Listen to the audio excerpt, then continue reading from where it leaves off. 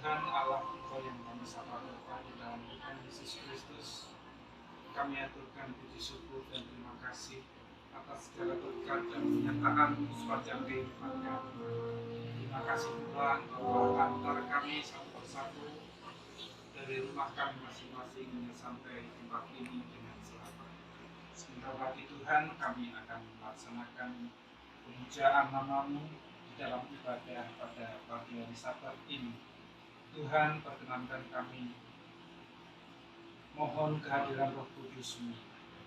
Berkati kami Tuhan, urapi kami sehingga kami bisa mendapatkan berkat dari firman-Mu pagi hari ini dan mampukan kami untuk menjalankannya di dalam kehidupan kami sehari-hari.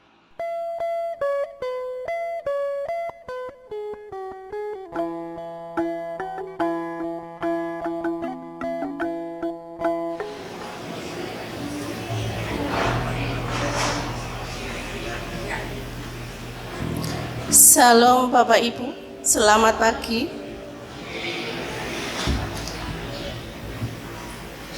Majelis GKJ Menara Kasih Seruang mengucapkan terima kasih dan menyambut dengan sukacita atas kehadiran seluruh anggota jemaat dalam ibadah ini.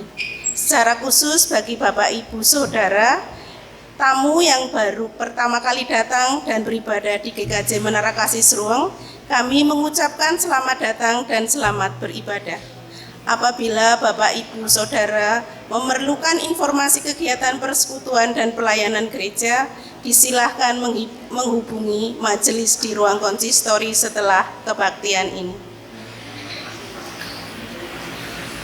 Bapak Ibu yang terkasih, mari kita memulai ibadah ini dengan bangkit berdiri, kita menyanyikan Kidung Jemaat 17 bait 1 sampai 2.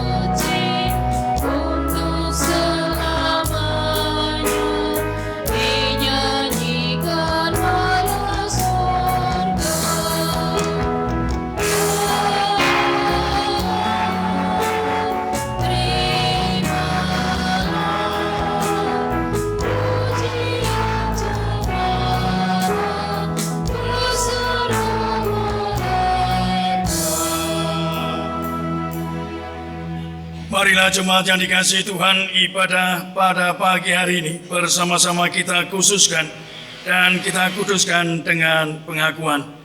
Ibadah ini berlangsung dalam nama Allah Bapa, Putra, dan Roh Kudus. Amin.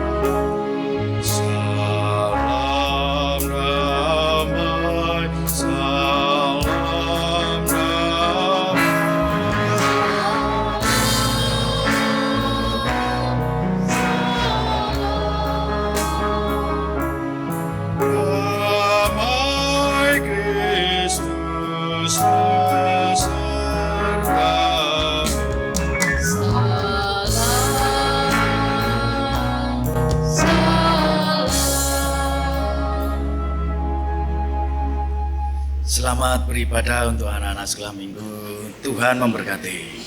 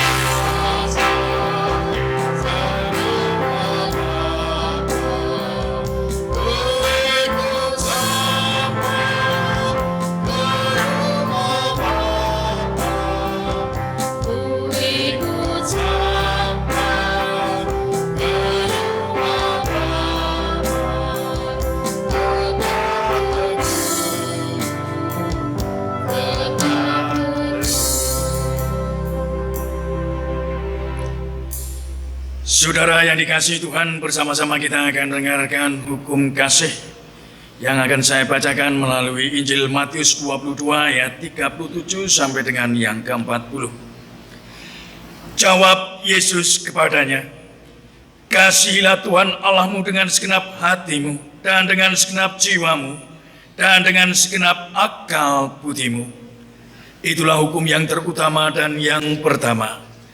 Dan hukum yang kedua yang sama dengan itu ialah, kasihilah sesamamu manusia seperti dirimu sendiri. Pada kedua hukum inilah tergantung seluruh hukum Taurat dan kitab para nabi." Jemaat yang terkasih, marilah bersama-sama kita datang kepada Tuhan dengan penyesalan dan pengakuan kita bahwa hidup kita tidaklah sebaik seperti apa yang Tuhan kehendaki. Marilah kita datang kepada Tuhan di dalam doa pengakuan dosa kita. Kita berdoa. Terpujilah Engkau Allah yang penuh kasih. Hari ini Engkau boleh hadir bersama-sama di dalam ibadah raya kami. Engkau Allah yang menuntun, menyertai langkah kami hingga kami boleh sampai di tempat ini dalam keadaan selamat. Tidak ada satu yang kurang di antara kami. Berkat-Mu melimpah, kasih-Mu terus mengalir di sepanjang kehidupan kami. Namun kami menyadari sebagai anak-anak-Mu yang telah Engkau pilih, kami belum bisa berbuat seperti apa yang Engkau kehendaki. Tutur kata, perilaku, tingkah laku kami seringkali membuat hati Tuhan marah, kecewa. Perbuatan kami terhadap orang lain terhadap anggota keluarga, saudara seiman, ataupun orang-orang di sekitar kami. Tidak mencerminkan kasih. Itulah sebabnya kami datang di dalam penyesalan dan pengakuan kami. Apa yang terucap, apa yang lahir dalam pikiran kami, bahkan dalam perbuatan kami sadari. Kami berdosa di mata Tuhan. Ampunilah kami Tuhan, sebab kami masih mementingkan diri kami sendiri, memikirkan kesenangan-kesenangan duniawi, mengabaikan kehendak yang kudus dan mulia, kehendak kasih yang Tuhan kehendaki. Bersihkan, tahirkan kami Tuhan. Biarlah Roh Kudus yang memperbarui hati kami, memampukan kami untuk terus mewartakan kasih dan kebaikan, sehingga melalui kehidupan kami, damai sejahtera, kerajaan surga sungguh turun di tengah kehidupan kami. Inilah hidup kami Tuhan, inilah pengakuan kami. Amin.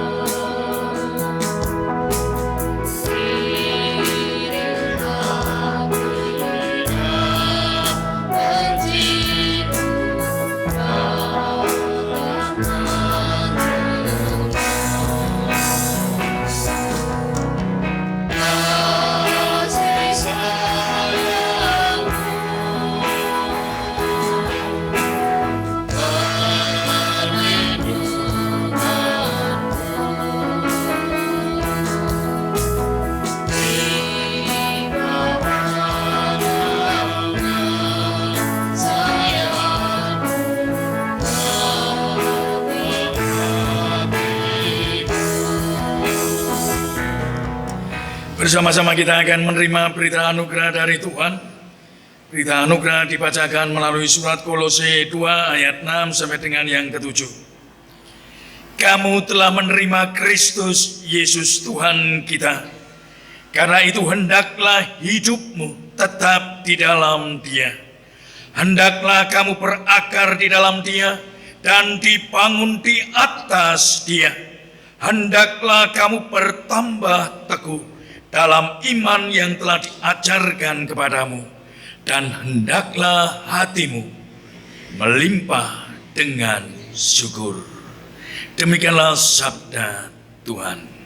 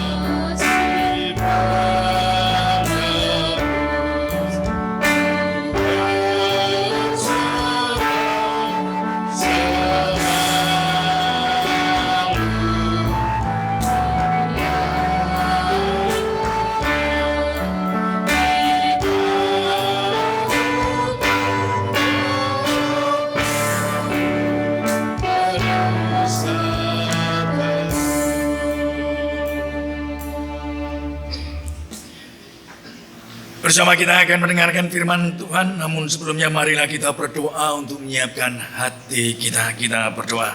Bapa di dalam surga, kami bersyukur atas karunia dan rahmat-Mu yang begitu besar di sepanjang kehidupan kami hari ini.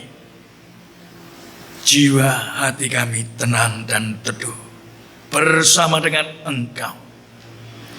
Kami buka hati kami untuk mendengarkan, menerima sebaran benih firman Tuhan. Supaya hati kami boleh menjadi tanah yang subur untuk benih firman Tuhan. Sehingga boleh bertumbuh dan menghasilkan buah-buah roh.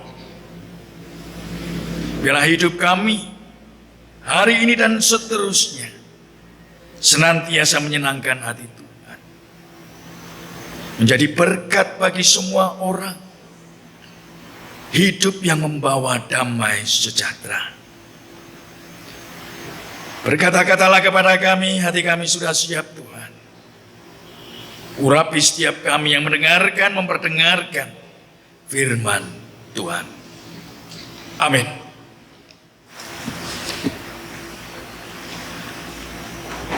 Bacaan pertama terambil dari Ulangan 30 ayat 15 sampai 20. Ulangan 30 ayat 15 sampai 20.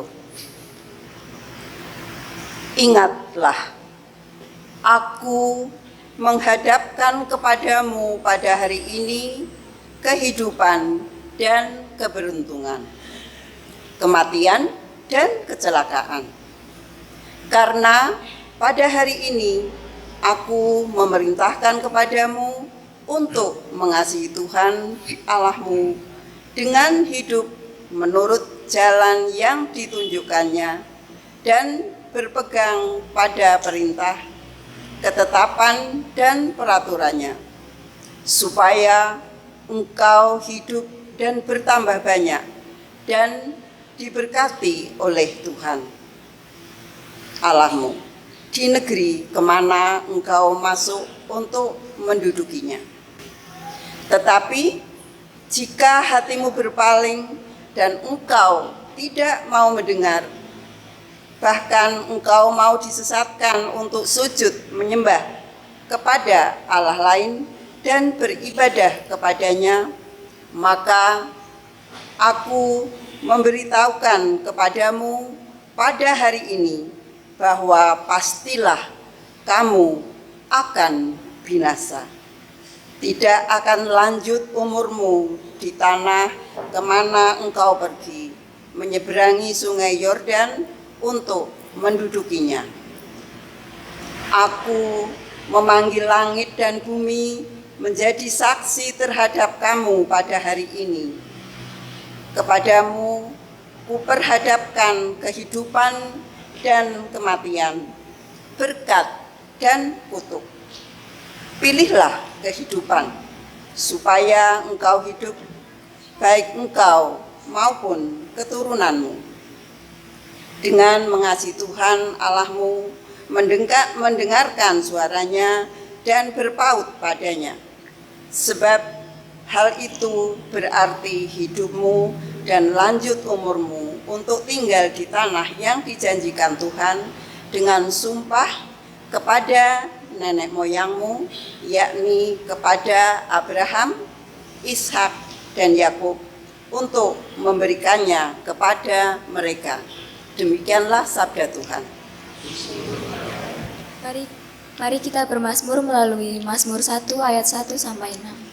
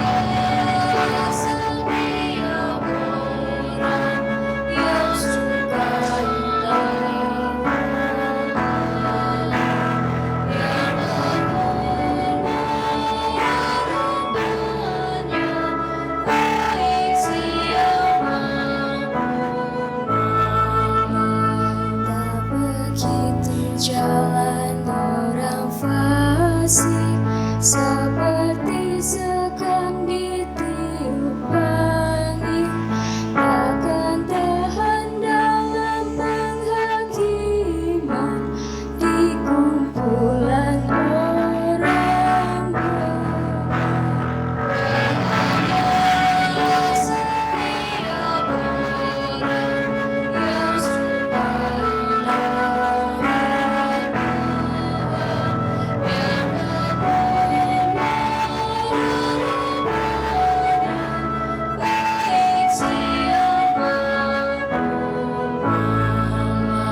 supaya jalan orang benar dikenal Tuhan, apa yang dibuatnya berhasil.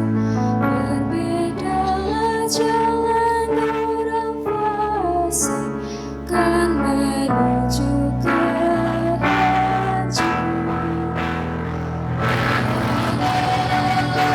Setiap orang yang sebaik awan Tuhan,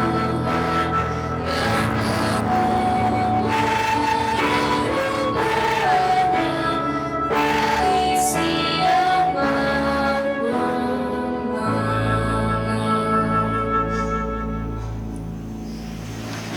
Jemaat yang terkasih, bacaan kedua terambil dari kitab Filemon bab 1 ayat 1 sampai 21. Kitab Filemon bab 1 ayat 1 sampai 21. Dari Paulus, seorang hukuman karena Kristus Yesus, dan dari Timotius, saudara kita, kepada Filemon yang kekasih, teman sekerja kami, dan kepada Apfia, saudara perempuan kita, dan kepada Arkhibus, teman seperjuangan kita, dan kepada jemaat di rumahmu. Kasih karunia dan damai sejahtera dari Allah Bapa kita dan dari Tuhan Yesus Kristus menyertai kamu. Aku mengucap syukur kepada Allahku setiap kali aku mengingat Engkau dalam doaku, karena aku mendengar tentang kasih-Mu kepada semua orang kudus dan tentang iman-Mu kepada Tuhan Yesus. Dan aku berdoa agar persekutuan-Mu di dalam iman turut mengerjakan pengetahuan akan yang baik di antara kita untuk Kristus. Dari kasih-Mu sudah kuperoleh kegembiraan besar dan kekuatan, sebab hati orang-orang kudus telah Kau hiburkan saudaraku. Karena itu, sekalipun di dalam Kristus aku mempunyai kebebasan penuh untuk memerintahkan kepadamu apa yang harus engkau lakukan, tetapi mengingat kasih-Mu itu, lebih baik aku memintanya daripadamu. Aku Paulus yang sudah menjadi tua, lagi pula sekarang dipenjarakan karena Kristus Yesus, mengajukan permintaan kepadamu mengenai anakku yang kudapat selagi aku dalam penjara, yakni Onesimus. Dahulu memang dia tidak berguna bagimu, tetapi sekarang sangat berguna baik bagimu maupun bagiku. Dia kusuruh kembali kepadamu, dia yaitu buah hatiku. Sebenarnya aku mau menahan dia di sini sebagai gantimu untuk melayani aku selama aku dipenjarakan karena Injil. Tetapi tanpa persetujuanmu, aku tidak mau berbuat sesuatu. Supaya yang baik itu jangan engkau lakukan seolah-olah dengan paksa, melainkan dengan sukarela. Sebab mungkin karena itulah dia dipisahkan sejenak daripadamu, supaya engkau dapat menerimanya untuk selama-lamanya, bukan lagi sebagai hamba, melainkan lebih daripada hamba, yaitu sebagai saudara yang kekasih. Bagiku sudah demikian, apalagi bagimu, baik secara manusia maupun di dalam Tuhan. Kalau engkau menganggap aku temanmu seiman, terimalah dia seperti aku sendiri. Dan kalau dia sudah merugikan engkau ataupun berhutang padamu, tanggungkanlah semuanya itu kepadaku. Aku, Paulus, menjaminnya dengan tulisan tanganku sendiri. Aku akan membayarnya agar jangan kukatakan, tanggungkanlah semuanya itu kepadamu, karena engkau berhutang kepadaku, yaitu dirimu sendiri. Ya saudaraku, semoga engkau berguna bagiku di dalam Tuhan. Hiburkanlah hatiku di dalam Kristus. Dengan percaya kepada ketaatanmu, kutuliskan ini kepadamu. Aku tahu, lebih daripada permintaanku ini akan kau lakukan. Demikianlah sabda Tuhan. Bersama-sama kita akan mendengarkan pembacaan Injil Yesus Kristus dari Injil Lukas 14 ayat 25 sampai dengan 33. Injil Lukas 14 ayat 25 sampai dengan 33. Pada suatu kali banyak orang berduyun-duyun mengikuti Yesus dalam perjalanannya. Sambil berpaling ia berkata kepada mereka, "Jikalau seorang datang kepadaku dan ia tidak membenci bapaknya, ibunya, istrinya, anak-anaknya, saudara-saudaranya, laki-laki atau perempuan, bahkan nyawanya sendiri, ia tidak dapat menjadi muridku. Barang siapa tidak memikul salibnya dan mengikut aku, ia tidak dapat menjadi muridku. Sebab siapakah di antara kamu yang kalau mau mendirikan sebuah menara, tidak duduk dahulu membuat anggaran biayanya, kalau cukup uangnya untuk menyelesaikan pekerjaan itu, supaya jikalau ia sudah meletakkan dasarnya dan tidak dapat menyelesaikannya, jangan-jangan semua orang yang melihatnya mengejek dia sambil berkata, orang itu mulai mendirikan, tetapi ia tidak sanggup menyelesaikannya. Atau raja manakah yang kalau mau pergi berperang melawan raja lain tidak duduk dahulu untuk mempertimbangkan apakah dengan 10.000 orang ia sanggup menghadapi lawan yang mendatanginya dengan 20.000 orang. Jikalau tidak, ia akan mengirim utusan selama musuh itu masih jauh untuk menanyakan syarat-syarat perdamaian.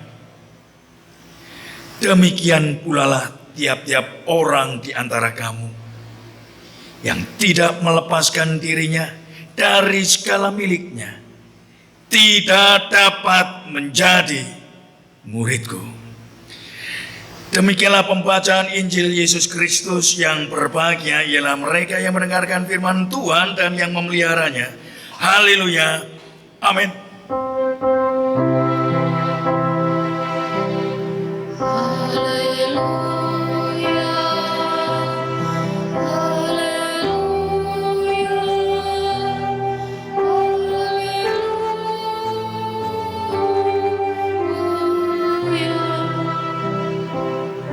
Shalom Bapak Ibu yang dikasihi Tuhan. Hari ini kita akan mendengarkan khotbah untuk membuka bulan katekese liturgi. Temanya melepaskan untuk mendapatkan. Sebenarnya kemarin seorang calon pendeta sudah bilang kepada saya, karena saya selaku pembimbing khotbah, "Pak, besok saya ikut ibadah ya, biar bisa paham khotbah leksionari, karena bacaan minggu besok itu saya masih rada bingung cara mengurai dan menemukan benang merahnya. Monggo besok datang." Tapi ternyata pagi tadi ada WA, dia mendapatkan tugas dari majelis. Ya sudahlah. Hari ini kita akan bersama mempergumulkan tema melepaskan untuk mendapatkan. Saudara yang dikasihi Tuhan, hidup adalah sebuah pilihan. Sebab pilihan menentukan seperti apa kita dan bagaimana kita kelak nantinya. Apapun yang kita pilih, sangat menentukan persepsi tentang diri kita sendiri. Pilih jurusan teknologi, kali aja besok bisa jadi menteri kesehatan.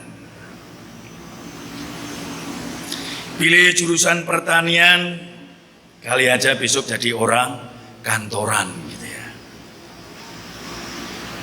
Orang sekarang itu bingung mau pilih jurusan apa. Kerja ekonomi ditanya besok biar jadi PNS, kuliah apa, jadinya apa, bingungi. Anak zaman sekarang itu bingungi. Ditanya apa, jawabnya apa, apa, lah apa, kan gitu ya. Tanya apa, jawabnya apa, gitu ya. Bingung. Pilih jurusan, bingung. Tapi orang sekarang sudah agak santai pilih jurusan karena sekarang kan sudah ada contohnya. Orang sekarang berpikir lebih baik kursus jadi sopir gitu aja, biar besok bisa nyopir. Kalau jadi sopir kelak bisa jadi orang kaya. Buktinya Sahroni aja mantan sopir gitu ya, bisa jadi orang kaya raya. Atau Immanuel Ebenezer, seorang ojol bisa jadi menteri gitu ya. Memang di negeri Konoha Bapak Ibu ilmu nggak penting, semua bisa asal Bapak senang gitu ya. Asal Bapak senang. Namun hari ini kita akan bicara disiplin ilmu yang kita jalani adalah sebuah pilihan. Seperti apa kelak kita nantinya. Disiplin ilmu yang kita jalani itu akan menentukan seperti apa kita kelak nantinya. Persepsi orang tentang diri kita. Bapak Ibu Saudara yang dikasihi Tuhan, dalam bacaan Injil ketika ada banyak followers atau pengikut, itu pun zaman sekarang followers itu dibagi menjadi dua. Pengikut setia, fans berat, atau sekedar ikutan tren. Karena banyak orang bilang fans tapi ternyata bukan. Kalau sudah pengikut setia itu nggak bisa berpaling ke lain hati. Ketika ada banyak followers, Tuhan Yesus berpaling berkata, jikalau seorang datang kepadaku dan ia tidak membenci bapaknya, ibunya, istrinya, anak-anaknya, saudara-saudaranya laki-laki atau perempuan, bahkan nyawanya sendiri, ia tidak dapat menjadi muridku. Kalimat ini bukan perintah untuk membenci. Kadang disalah mengerti, disalah tafsirkan oleh orang-orang yang gak mudeng tentang teks. Kalimat ini bukan perintah untuk membenci ayah, ibu, saudara, atau bahkan membenci hidupnya sendiri. Enggak. Perintah ini sesungguhnya ajakan tentang penyadaran diri bagi seseorang sebelum ikut Tuhan, sebelum memutuskan untuk menjadi murid Tuhan, supaya mereka mau meninggalkan apapun yang mereka cintai di dunia ini. Jadi ada banyak pengikut, namun Tuhan Yesus menyaring. Dari banyak pengikut, Tuhan Yesus berkata, mereka tidak dapat menjadi muridku. Ada perubahan kata followers menjadi murid. Yang Tuhan kehendaki bukan sekedar ikut-ikutan, bukan sekedar pengikut setia, melainkan menjadi seorang murid. Beda Bapak Ibu. Pengikut dan murid jauh berbeda. Di dunia ini banyak orang ngaku Kristen, tapi belum tentu murid Tuhan Yesus. Dunia ini banyak orang-orang ngakunya Kristen, tapi belum tentu orang itu adalah murid Tuhan.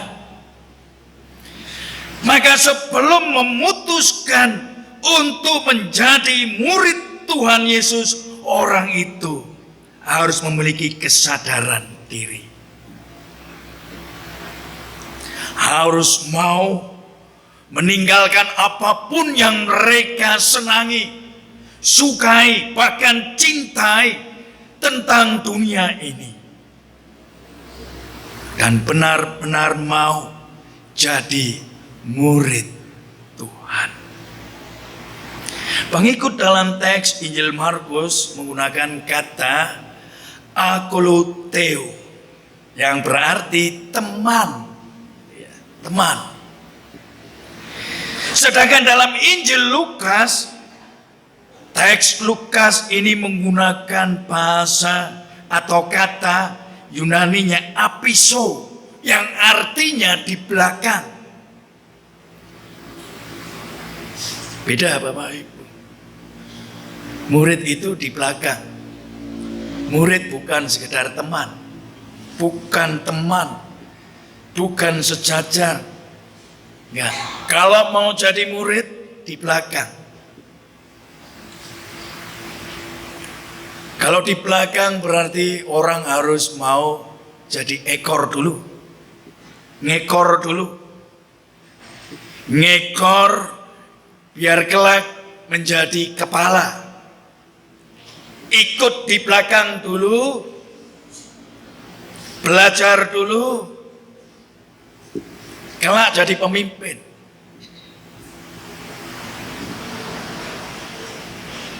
Kata murid dalam teks ini menggunakan kata matetes yang berarti orang yang punya disiplin, keterampilan, bahkan kemauan yang begitu kuat. Murid bukan sekedar ngekor, tetapi seorang yang mau mendisiplinkan dirinya sendiri untuk meneladani apa yang sudah guru lakukan. Seberat apapun itu harus dijalani, karena mereka kelak akan menjadi seorang pemimpin bagi banyak orang. Mereka adalah orang yang mau mendisiplinkan dirinya sendiri. Dari disiplin itulah keterampilan, kemampuan, pengetahuan diasah menjadi sangat tajam. Dan kelak mereka lah yang akan menjadi pemimpin ketika sang guru itu telah pergi. Mereka lah yang akan menjadi teladan dan contoh bagi banyak orang. Mereka bukan lagi ekor, kelak mereka akan menjadi seorang pemimpin dan kepala bagi banyak orang.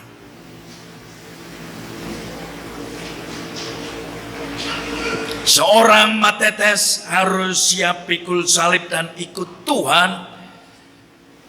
Bila tidak, dia bukanlah seorang murid. Tuhan Yesus sudah menyampaikan, berkata kepada mereka, orang yang tidak mau menyangkal dirinya, pikul salib dan ikut Tuhan, mereka tidak layak disebut sebagai seorang murid.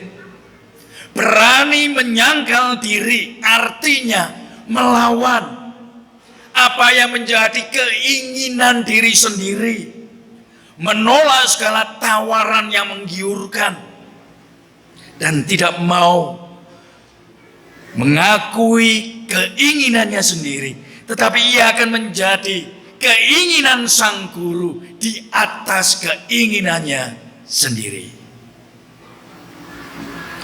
Menjadikan keinginan sang guru menjadi keinginan, menjadikan harapan sang guru menjadi harapan dalam hidupnya, menjadikan apa yang sang guru impikan menjadi impian baginya.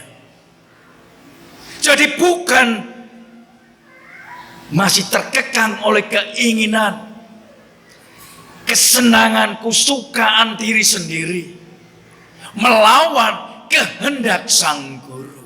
Karena orang-orang yang demikian tidaklah pantas disebut sebagai murid-murid Tuhan. Jadi menjadi matetes atau murid itu tidak mudah. Maka Tuhan Yesus menyampaikan dua perumpamaan tentang seorang yang akan mendirikan sebuah menara. Ia harus hitung-hitung dahulu, merencanakan dengan matang supaya ia dapat membangun dan menyelesaikannya. Bukan sekadar mengawali, tapi tidak bisa mengakhiri. Kan banyak loh Bapak Ibu, awalnya bagus, tapi belakangnya buruk, kan gitu ya. Awalnya tampaknya menggelora, tapi di belakang kempes Bapak Ibu. Rencanakan dengan matang supaya orang tidak mengejek. Orang itu bisa membangun tapi tidak bisa menyelesaikan, diejek. Atau seorang raja yang akan maju berperang, ia akan hitung-hitung dulu musuhnya berapa, saya punya berapa. Kalau memang ia tidak mampu untuk melawan, maka lakukan syarat perdamaian. Jangan asal memutuskan, karena apa yang kita putuskan itu penting. Karena hidup ini tentang sebuah pilihan. Meskipun pilihan itu berat, konsekuensinya, resikonya sulit. Tapi kalau kita sudah memutuskan dengan matang, mempersiapkan diri dengan baik, maka apapun resikonya, tantangannya, konsekuensinya akan kita jalani dan kita akan bisa selesaikan dengan baik. Itulah orang yang disebut matetes, murid sejati Tuhan. Bapak Ibu Saudara yang dikasihi Tuhan, memang menjadi seorang murid Tuhan tidaklah mudah. Depan itu sulit dan berat, dan akan selalu berbeda dengan keinginan diri sendiri, dengan apa yang menjadi kehendak Tuhan. Kita bergumul, kita bergulat di dalam hati. Apakah saya harus mengikuti keinginan dan kesenangan saya, ataukah saya mau setia menjalani kehidupan ini di dalam Tuhan? Itu sebuah pertarungan batin. Dan ketika kita putuskan, Tuhan, saya mau Engkau didik, saya mau belajar sungguh-sungguh. Kalau sudah pilih jurusan kuliah, jalani, tekuni, diseriusi. Jangan kok kuliah apa jadi apa, kan gitu ya. Kuliah pertanian, impian pengen jadi orang kantoran. Ditanya apa, jawabnya apa, gitu ya. Bingungi. Kalau kita sudah disiplin menjadi murid Tuhan, kita mau belajar tentang firman Tuhan, kehendak Tuhan, kita mau meneladani sang guru, apa yang sang guru kerjakan, maka kita akan menjadi seorang murid yang tangguh. Yang kelak kita akan bisa jadi contoh, suri teladan bagi anak-anak kita, bagi orang-orang di sekitar kita, bahwa benar saya sebagai ayah, sebagai ibu, sebagai orang tua yang bisa dipercaya. Bukan asal Kristen, KTP Kristen, tetapi perilakunya jauh dari Kristen. Bapaknya bilang harus ke gereja, tapi bapaknya nggak mau rajin ke gereja. Bilang hidup itu harus kasih mengampuni, tapi bapak ibunya lempar-lemparan gelas. Ada masalah sedikit ribut sampai tetangga dengar, sampai teman-teman saudara persekutuan tahu, kan gitu ya. Anak langsung mikir, kok orang tuaku belum bisa jadi suri tolak? Kalau ada masalah kebutuhan, anak-anak sampai tahu. Lalu anak berpikir, oh kalau kurang berarti harus ribut, ya tak? Kalau kurang harus ribut, ya tak? Kalau susah, anak harus tahu.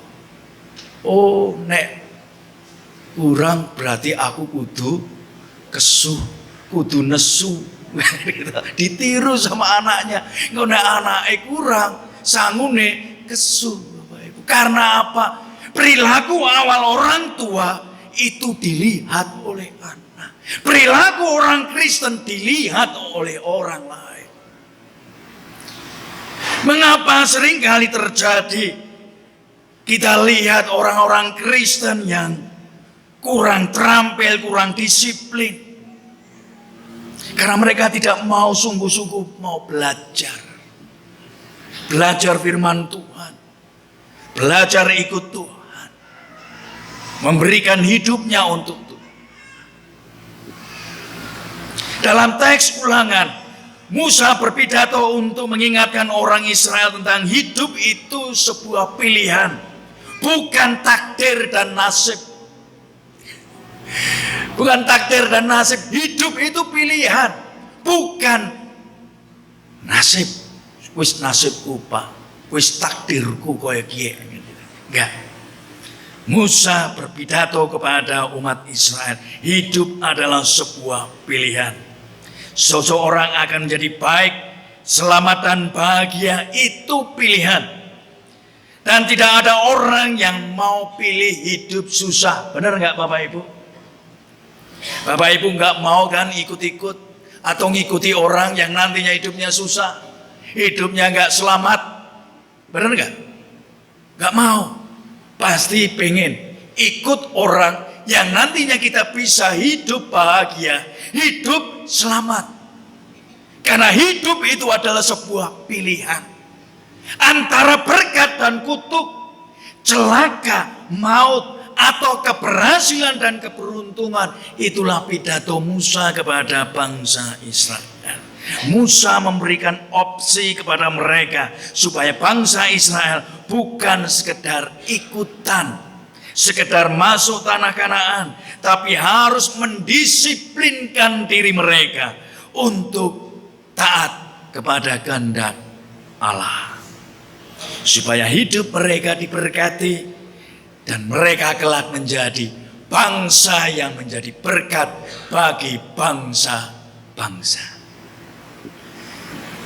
Musa menginginkan Israel harus disiplin rohani, mau taat, setia kepada Tuhan, menjalani kehidupan ini dengan baik di mata Tuhan, maka hidup bahagia dan selamat mereka peroleh. Keberuntungan, keberhasilan akan Tuhan buat ketika orang itu mau taat dan setia. Memang tidak mudah Bapak Ibu ikut Tuhan, sulit dan susah. Tapi itulah disiplin yang harus kita jalani supaya kita beroleh bahagia, selamat. Karena dalam kehidupan ini tidak ada sesuatu pun yang instan. Semuanya dimulai dari kedisiplinan diri kita. Usaha keras, niat dan kemauan yang kuat untuk menjadi murid Tuhan. Bukan sekedar followers, murid Tuhan. Sulit, berat. Dan dalam bacaan Filemon ini kita belajar dari sosok Paulus. Dan kepada muridnya yang bernama Filemon. Apa yang kurang dari seorang Filemon? Orang yang kaya raya. Pengikut Kristus. Yang sudah memberikan hidupnya, bahkan apa yang ia miliki, untuk hidup dalam persekutuan Kristus. Namun kebaikannya dimanfaatkan oleh budaknya yang bernama Onesimus. Onesimus budaknya ini mencuri harta Filemon. Bayangkan betapa sakitnya hati seorang Filemon. Diapii, diwehi ati jek ngroko rempel. Kurang apa sih baiknya Filemon? Wis tak apiki, tak tresnani, kok malah jek nusuk saka mburiku. Yalah Bapak Ibu. Sakitnya seperti apa? Bayangkan. Tetapi yang menarik Bapak Ibu, meskipun sudah disakiti oleh Onesimus, Filemon ini pengikut Kristus. Filemon mengampuni. Onesimus yang mengambil hartanya, ia lari dan pergi dari tuannya. Filemon seorang yang kaya raya bisa saja menggunakan wewenangnya. Karena zaman itu seorang tuan punya wewenang untuk menghukum budaknya. Tetapi tidak bagi Filemon. Sebenarnya itu mudah dia lakukan, tapi Filemon memilih untuk mengikuti kehendak Tuhan. Dia mengampuni. Tapi dalam bacaan ini Bapak Ibu, yang menarik apa? Bagi Paulus kata mengampuni itu tidak cukup. Kata itu gak cukup. Meskipun Filemon sudah bilang, saya ampunilah. Adalah apa yang hilang dari saya, biarlah hilang. Toh nanti Tuhan akan kembalikan yang lebih baik buat saya. Benar nggak Bapak Ibu? Tapi bagi Paulus kata mengampuni itu tidaklah cukup. Maka Paulus menuliskan surat khusus untuk Filemon. Paulus mengatakan tidak cukup mengampuni. Belum jadi standar kasih. Bagi Paulus, Onesimus yang telah bertobat ketika perjumpaan dengan Paulus. Dan Onesimus memberi dirinya kepada Paulus, menunjukkan buah-buah pertobatannya. Maka Paulus ingin mengembalikan budak Filemon ini, Onesimus, kepada tuannya, Filemon. Tapi syaratnya Filemon harus mau terima. Bukan lagi diterima sebagai seorang budak atau hamba. Tetapi tuntutan Paulus, terimalah dia sebagai saudara seiman. Saudara seiman. Diterima sebagai saudara seiman. Tuntutan berat dari Paulus kepada Filemon. Tapi seorang yang sudah disiplin rohani, taat kepada Tuhan, tuntutan Paulus ini tidaklah sulit bagi seorang Filemon. Filemon terima. Dengan tangan terbuka ia menyambut Onesimus yang dulu adalah budaknya menjadi saudara seiman yang ia terima, ia rengkuh, ia cintai. Seperti ia menerima saudara seiman yang lain. Ia tidak lagi melihat kesalahan, cacat celah Onesimus. Itu semua sudah ia lupakan. Bagi seorang yang disiplin rohani, taat kepada Tuhan, itu tidak berat. Tapi bisa menjadi berat bagi orang yang sekedar KTP-nya Kristen atau Kristennya terpaksa dulunya. Dari sini kita belajar, kasih bukan sekedar kata, melainkan sebuah aksi dan tindakan nyata. Mau menerima dan merengkuh Onesimus menjadi saudara seiman. Bapak Ibu Saudara yang dikasihi Tuhan, menjadi murid Tuhan Yesus memang berat. Harus berani mendisiplinkan diri. Benar-benar mau taat, ikut Tuhan, disiplin rohani. Memang berat untuk berkata mengampuni, memang berat untuk berkata mengasihi, memang berat untuk berkata memberi. Karena itu tidak sesuai dengan keinginan hati kita. Karena itu tidak sesuai dengan kesukaan diri kita. Tetapi menjadi ikut Tuhan, murid Tuhan, kita harus berani mengatakan, ya Tuhan, saya mau memberi itu. Saya mau memberi. Saya mau mengasihi, saya mau mengampuni. Saya menjadi murid yang bisa menjadi contoh bagi keluarga saya, bagi saudara-saudara seiman, bagi orang lain. Supaya hidup saya bisa menjadi garam dan terang bagi dunia ini. Bapak Ibu Saudara yang dikasihi Tuhan, apa yang Bapak Ibu lihat? Gelas ini berisi setengah air.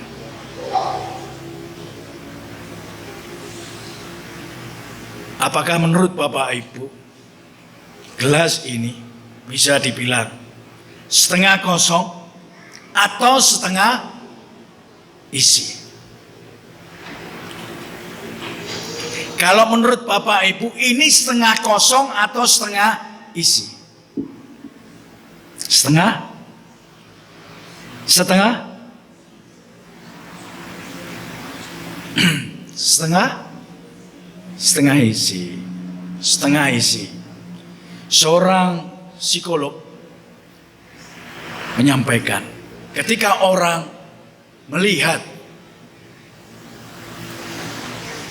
di dalam gelas berisi setengah, di dalam gelas berisi setengah. Ketika seseorang melihatnya itu setengah kosong, maka orang itu adalah orang yang pesimis. Selalu melihat kehidupan ini dengan hal-hal yang tidak baik. Selalu ada yang kurang, selalu ada yang kosong. Berbeda ketika orang mengatakan gelas itu berisi setengah air. Artinya orang itu punya persepsi positif atas kehidupannya. Selalu melihat ada yang baik, ada isinya. Gelas itu tidaklah kosong, tetapi tetap ada isinya. Setengah kosong dan setengah isi. Air itu kasih Tuhan. Dan mengikuti kehendak Tuhan memanglah sulit dan berat. Sebab hidup ini penuh dengan godaan dan cobaan. Tetapi di balik banyak persoalan dan masalah hidup ini, ada air. Ada kasih dan berkat Tuhan yang akan terus mengisi kekosongan di dalam hidup kita. Di balik yang kosong ada isi. Tidak ada masalah tanpa pertolongan Tuhan. Tidak ada persoalan yang berat, sulit, karena di balik itu ada kasih Tuhan. Pertolongan dan kasih Tuhan bagi mereka yang sungguh-sungguh mau taat dan setia menjadi murid-murid Tuhan, melepaskan apa yang menjadi kesenangan dunia untuk mendapatkan kebahagiaan, keselamatan yang abadi. Tuhan memberkati. Amin. Kita hening sejenak. Jemaat dipanggil untuk bangkit berdiri. Bersama dengan gereja Tuhan yang senantiasa disertainya, marilah kita mengikrarkan iman percaya kita dalam pengakuan iman rasuli. Hendaklah setiap kita mengucapkan demikian. Aku percaya kepada Allah Bapa yang Maha Kuasa, Hadir langit dan bumi, dan kepada Yesus Kristus anaknya yang tunggal Tuhan kita, yang dikandung daripada Roh Kudus, lahir dari anak darah Maria, yang menderita di bawah pemerintahan Pontius Pilatus, disalibkan, mati dan dikuburkan, turun ke dalam kerajaan maut. Pada hari yang ketiga bangkit pula dari antara orang mati, naik ke surga, duduk di sebelah kanan Allah Bapa yang Maha Kuasa, dan akan datang dari sana untuk menghakimi orang yang hidup dan yang mati. Aku percaya kepada Roh Kudus, gereja yang kudus dan am, persekutuan orang kudus, pengampunan dosa, kebangkitan daging, dan hidup yang kekal. Akan masuk dalam doa syafaat saya hantarkan. Bapa di dalam surga, kami bersyukur hari ini Engkau telah mengingatkan kami. Kami bukan sekedar orang yang ikut-ikutan, bukan sekedar pengikut, namun kami adalah murid-murid Tuhan. Murid yang disiplin rohani, tangguh, kuat, memiliki impian yang besar tentang kehidupan ini. Biarlah kami jalani hidup kami sebagai anak-anak Tuhan, sebagai murid-murid-Mu Tuhan, supaya melalui kehidupan kami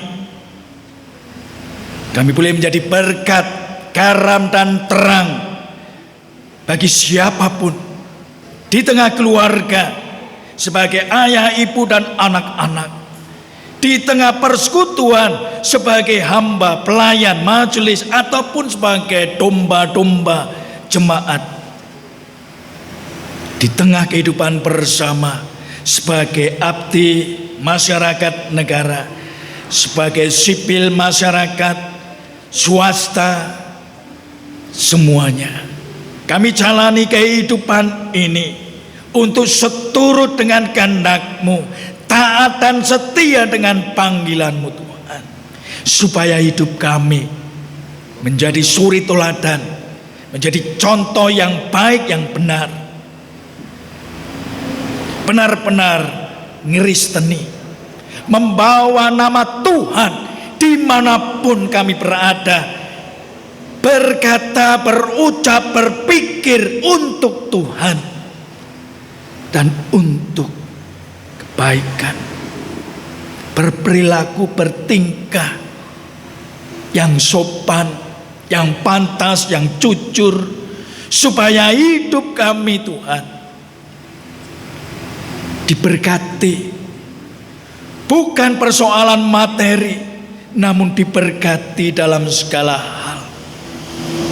Ada kebahagiaan, sukacita, dan ada damai sejahtera yang terus mengalir di dalam hati kami, sehingga hati dan hidup kami sungguh-sungguh membawa sukacita, kesenangan bagi semua orang. Bapa, kami serahkan, kami pribadi lepas pribadi ke dalam rengkuhan tangan.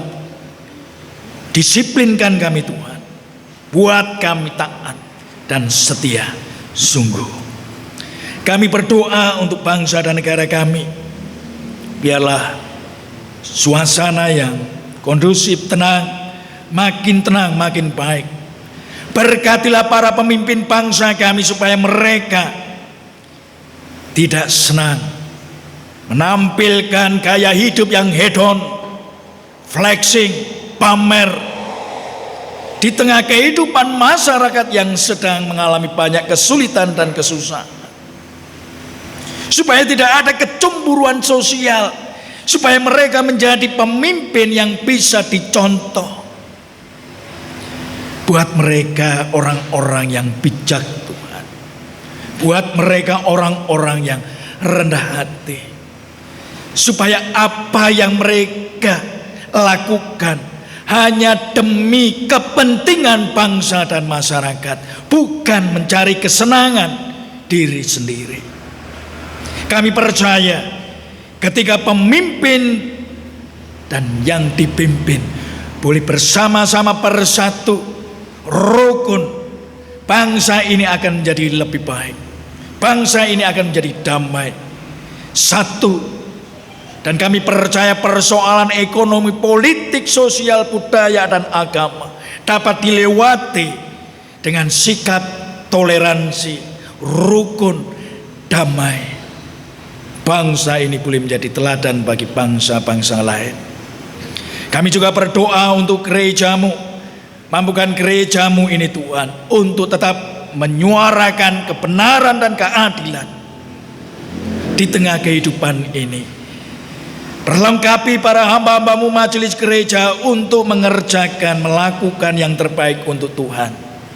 Dengan kuasa Roh Kudus Engkau akan menyertai karya pelayanan dan kesaksian majelis gereja dalam menggembalakan domba-domba milik kepunyaanmu untuk menjadi domba yang baik, domba yang setia dan taat. Berkati pula jemaat, berkati mereka yang jompo, kuatkan, hiburkan mereka.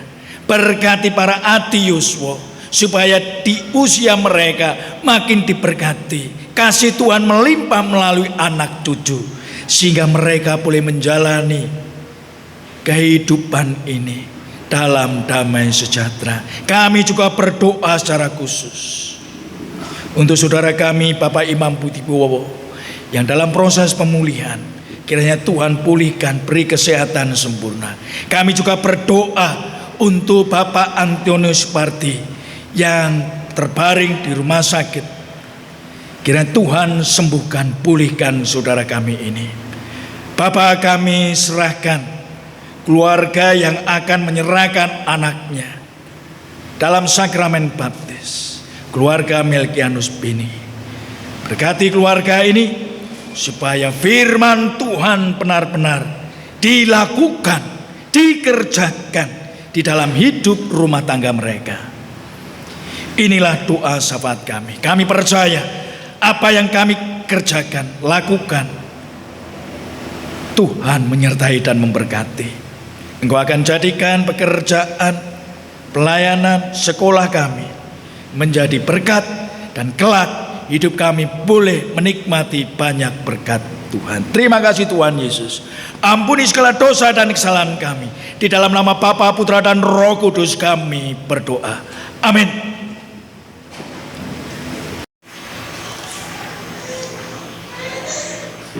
Jemaat yang dikasihi Tuhan Yesus Kristus, bagaimana telah diwartakan kepada jemaat, dan tidak ada keberatan yang sah dalam ibadah ini akan dilaksanakan dan dilayankan sakramen baptis anak. Sakramen baptis adalah alat pemeliharaan iman sekaligus tanda penyelamatan Allah. Sakramen baptis menunjukkan pembasuhan manusia dari dosa oleh darah Kristus, pengampunan dosa, pembenaran atas manusia oleh Allah, dan kelahiran baru. Anak-anak keluarga Kristen wajib dibaptis, sebab mereka juga mempunyai tempat dalam perjanjian keselamatan bersama dengan orang tuanya.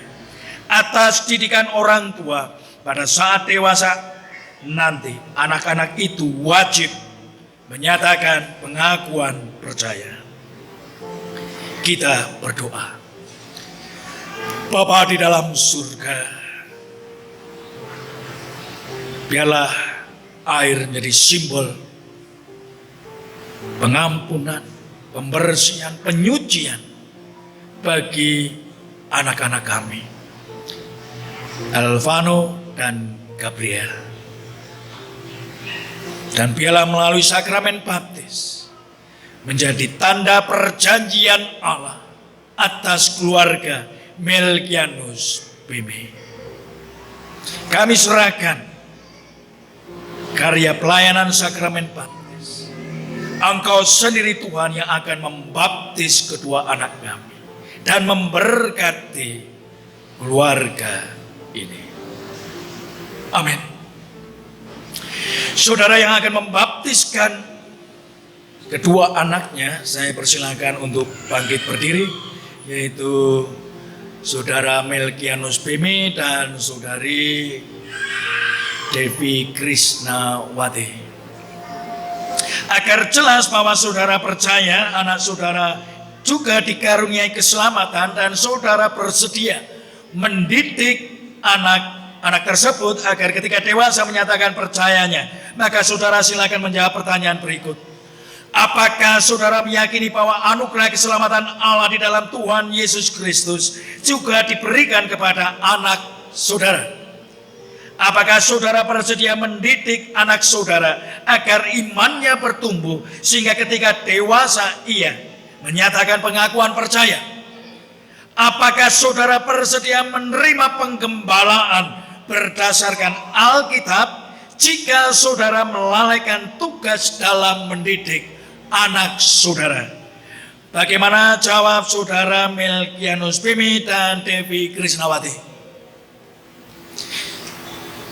Tuhan menyaksikan, malaikat di surga menyaksikan apa yang sudah menjadi kata dan janji saudara. Saya persilakan untuk Anda berdua maju ke depan.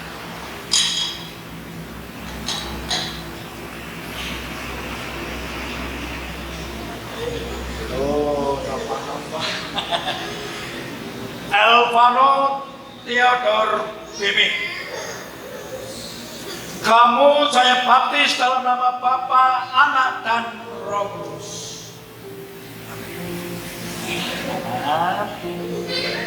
Tuhan Yesus berkati.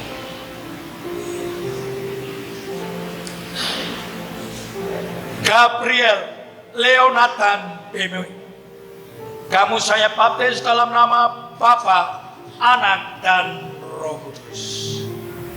Amin. Tuhan berkati ya.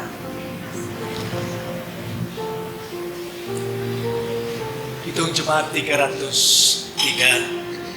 Kita akan mengantarkan keluarga ini untuk mendapatkan berkat dari Tuhan. Bapak Ibu Saudara dimohon bangkit berdiri. Kita akan mohonkan berkat.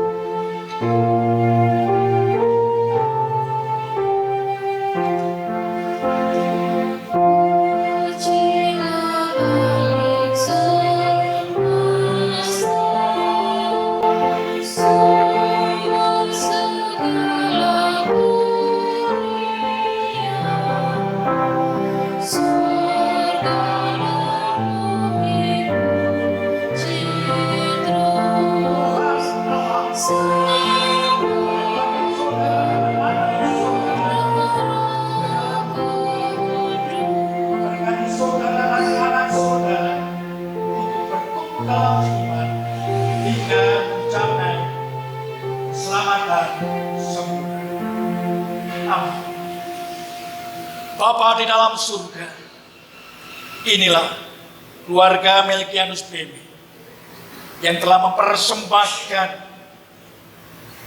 buah hati mereka, Alvano Theodor Bimi dan Gabriel Leonathan Bimi.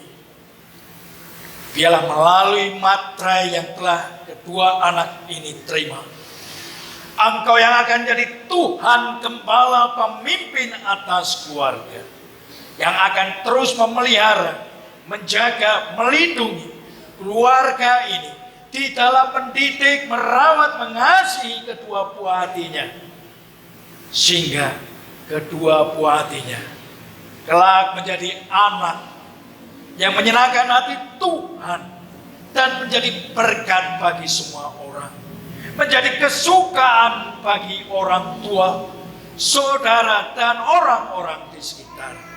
Biarlah masa depan kedua anak ini Tuhan rengkuh, Tuhan yang akan nyatakan kelak menjadi anak-anak yang makin diberkati, menjadi anak-anak terang, anak-anak yang bersinar dalam segala hal. Bapa, kami serahkan Elvano dan Gabriel sepenuhnya ke dalam kuasa dan wewenang Engkau, otoritasmu Tuhan, yang akan memimpin kedua anak ini. Apapun yang mereka butuhkan, perlukan, Engkau akan penuhkan. Di dalam nama Bapa, Putra, dan Roh Kudus kami berdoa. Amin. Bapak Ibu dipersilakan duduk kembali.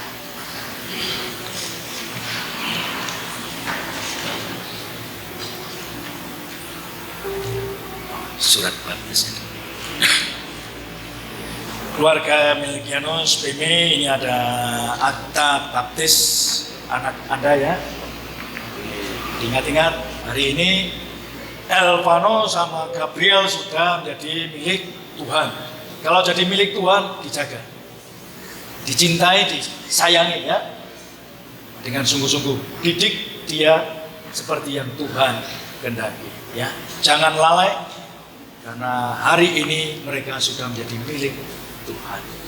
Anda punya tanggung jawab, dan percayalah, hari ini anakmu yang menjadi milik Tuhan, Tuhan sendiri akan jadi pemimpin Tuhan atas keluargamu dan anak. Tuhan memberkati.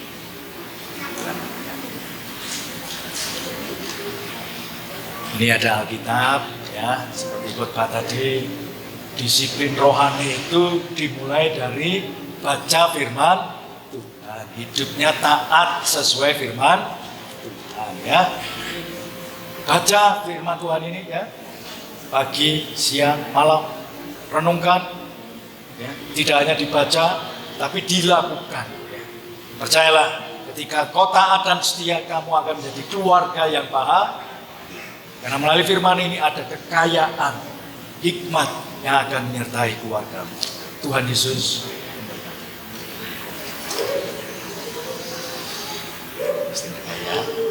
Saya persilakan untuk menghadap ke jemaat. Bapak Ibu, saudara yang dikasihi Tuhan, inilah anak-anak yang sudah merasakan baptis Elvano dan Gabriel.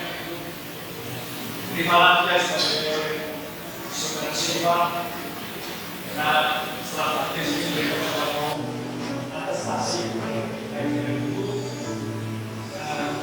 Terimalah dia sebagai saudara sifat, ya, untuk doakan supaya keluarga ini dikasih dulu bisa terus melayani Tuhan, Tuhan dengan setia taat dan keluarga kita menjadi dengan Tuhan. Kami berdoa pada kasih Tuhan, Tuhan dan terima kasih Tuhan.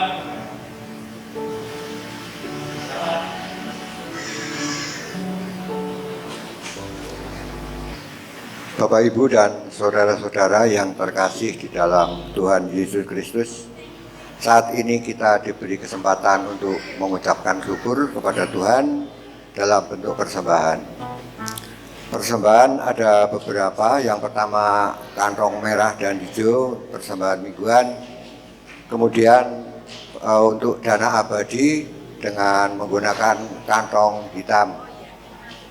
Dan nanti kalau kantong sudah beredar, jemaat dipersilakan bergantian untuk persembahan ucapan syukur baptis anak pada kotak nanti yang akan disiapkan. Untuk mendasari ucapan syukur kita, marilah kita dengarkan dari 2 Timotius 1 ayat yang ketiga. Aku mengucap syukur kepada Allah yang kulayani dengan hati nurani yang murni, seperti yang dilakukan nenek moyangku. Dan selalu aku mengingat engkau dalam permohonanku, baik siang maupun malam. Marilah Bapak Ibu kita mengaturkan persembahan sambil kita memuji dari Kidung Jemaat 298.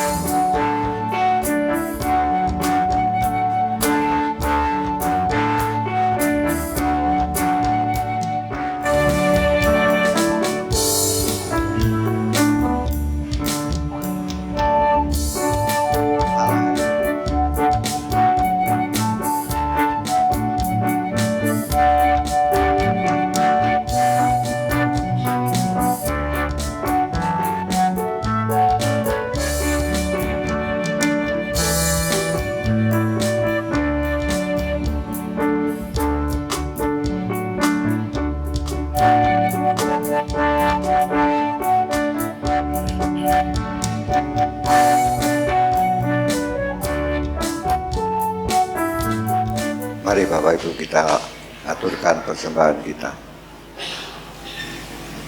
Puji dan syukur kami panjatkan kehadirat-Mu Tuhan atas segala berkat yang telah Tuhan berikan kepada kami, sehingga pada pagi indah ini Tuhan memberikan kesempatan kepada kami untuk mengaturkan persembahan kepada-Mu. Malah Tuhan, persembahan kami, baik persembahan mingguan, persembahan bulanan, persembahan untuk dana abadi, juga persembahan ucapan syukur kami dalam baptis anak.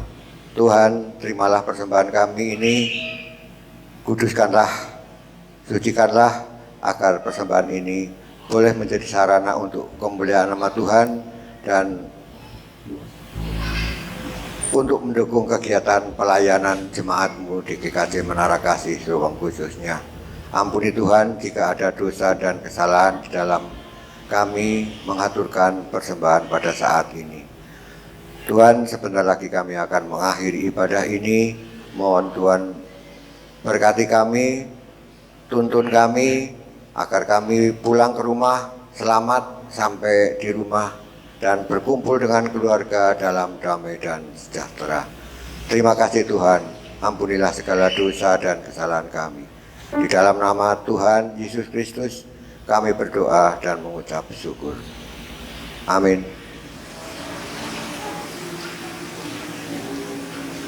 Bapak Ibu yang terkasih, saya akan membacakan warta jemaat Minggu 7 September 2025. Ada 4. Yang pertama, peletakan jabatan penatua. Majelis dengan ini memutuskan meletakkan jabatan penatua atas diri Bapak Antonius Supardi dalam sidang majelis, dan proses peletakan jabatan tidak dilakukan secara normatif dalam ibadah. Dengan demikian, sejak diputuskan peletakan jabatan penatua, maka yang bersangkutan sudah tidak lagi menjabat sebagai majelis gereja. Mohon perhatian jemaat. Yang kedua, pendalaman Alkitab Adi Yuswo. Komisi Adi Yuswo akan mengadakan kegiatan pendalaman Alkitab pada hari Jumat tanggal 12 September 2025 pukul 15 waktu Indonesia Barat, bertempat di rumah Bapak Lumantar. PA dipimpin oleh Bapak Yohanes BM dengan tema hidup dalam kebersamaan dengan mewujudkan kasih. Mohon perhatian Adi Yuswo dan kehadiran Adi Yuswo. Yang ketiga, Persekutuan Guru Sekolah Minggu GKJ Klasis Kebumen. Komisi Anak GKJ Klasis Kebumen akan mengadakan kegiatan Persekutuan Guru Sekolah Minggu dan perayaan Hari Kemerdekaan Republik Indonesia pada hari Minggu 7 September 2025 pada pukul 14 di GKJ Karanggelonggong. Mohon perhatian jemaat. Yang keempat, telah mengajukan pindah warga jemaat. 1. Keluarga Bapak Melkianus Beme ke GKJ Rewulu. Yang kedua, keluarga Bapak Antonius Supardi ke GKJ Gombong. Demikian warta jemaat pada minggu hari ini. Kita undang untuk bangkit berdiri untuk menerima pengutusan dan berkat.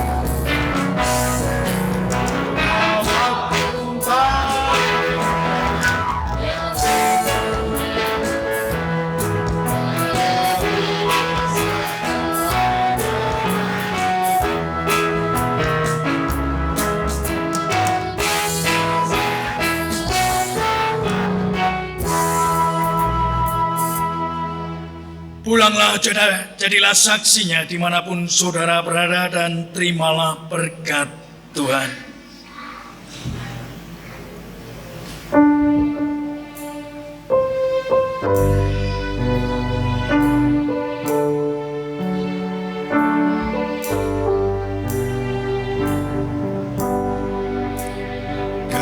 Kasih Tuhan mengiringimu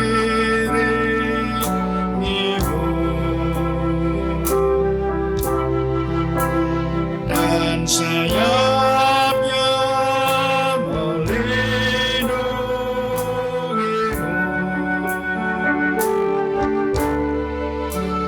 Tangan Tuhan pegang di dalam hidupmu. Majulah dalam terang kasih-Nya.